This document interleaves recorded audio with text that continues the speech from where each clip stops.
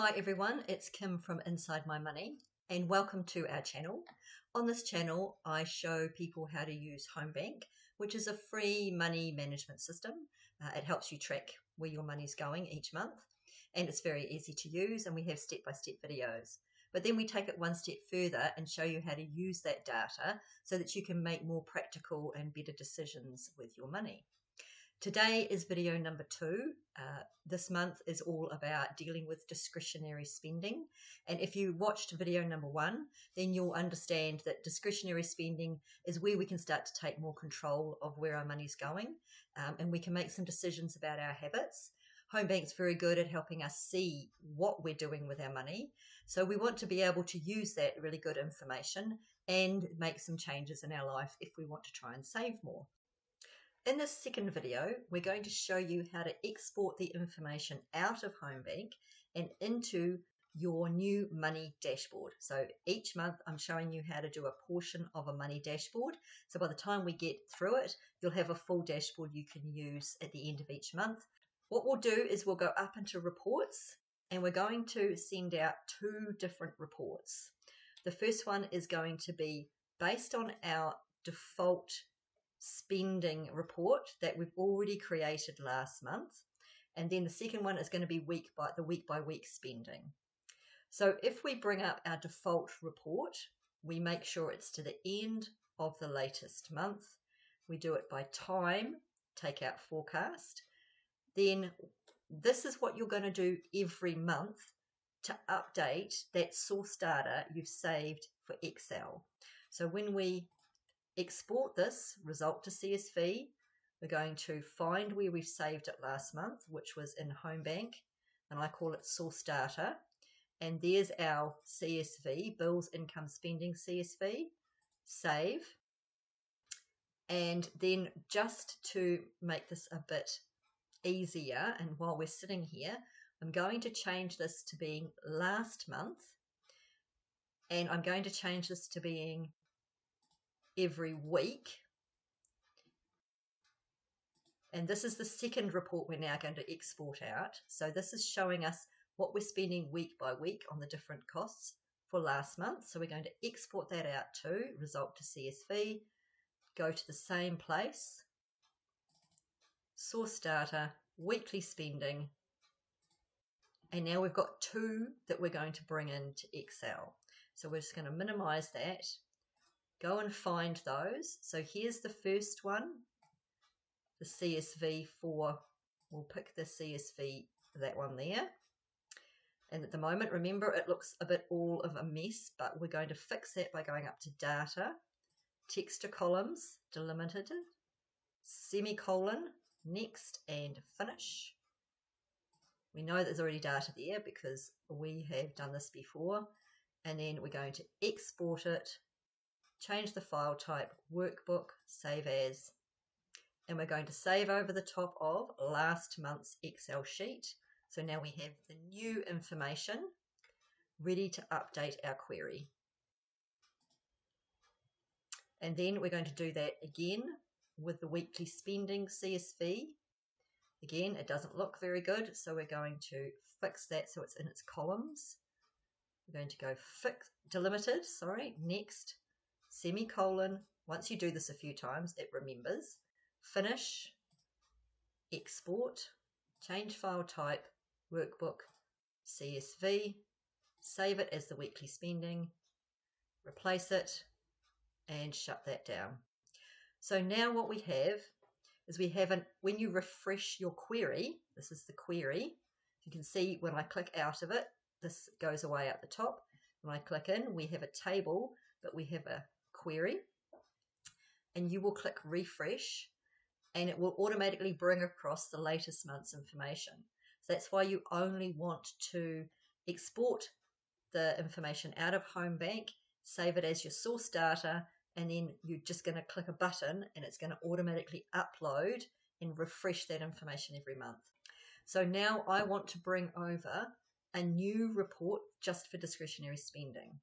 So if you have a look at what we've got here, this is the source data we've saved. It's now got February's in it, so we know it's the most up-to-date version. We go duplicate, and we double click, and we call this discretionary spending, and we can filter out what we don't want, or just put in what we do want. So you just go through and pick, remember, pick your subcategories, not your main categories, or you're going to end up doubling up on your amounts. And we've got transport and travel. Like that's, and remember to also include your total so that we can have a total when we bring it across. So that's our first one. Then we're going to go to new source, file. Now we want to pick up our weekly spending and import that. And that will bring the information, and you're going to pick weekly spending and go OK. Now this is only going to have the categories in it where we've actually spent money this month. So you might find that they're not exactly the same as under discretionary spending, because you might not have spent money on travel in the last month. So don't worry about that. You're still just going to pick up whatever was relevant for this month of where you've spent your money. Hobbies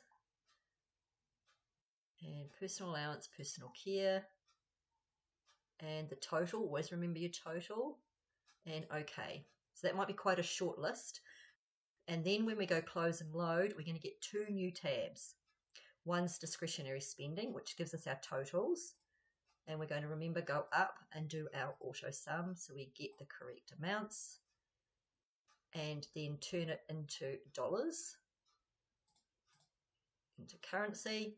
And then you're going to get weekly spending.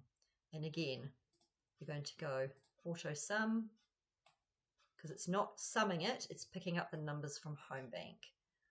So you want to fix your sums. Currency.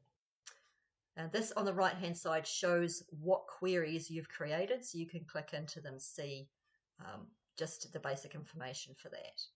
So we don't need to see that. So what we have now is we're starting to build more into our dashboard, and we've got all our source data here. So first of all, we'll go across and we're going to put some new discretionary spending graphs into our dashboard, and we think, well, what would we like to see? So I want to put in two charts, insert a chart, and I personally want to just focus on a couple of different items. So when I select my data, I'm going to select it from weekly spending, and I'm going to select the whole lot and go OK. And then I'm going to filter out and just pick the things I want to focus on. Like I just want to focus on eating out and apply. And that way I can then choose whatever graph I want, one that's actually going to be relevant for me. And I want to be able to see the weeks. So you can go quick layout. So let's choose that one. We don't need a chart title. I want my legend down low at the bottom. I don't need an axis. I know that that's dollars. And I can also put that label position down low. I know that that's eating out, and I can add a data label to all of these. I also did one for groceries so that I can see just how the groceries amount is changing week by week. So when you look at the bigger picture, you can go across to your discretionary spending. You can format your table to highlight different expenses that might be above the average. And to do that, you just highlight that column, go conditional formatting, new rule, and you want to so that when the number in the February column is lower than the average column, it highlights that in red.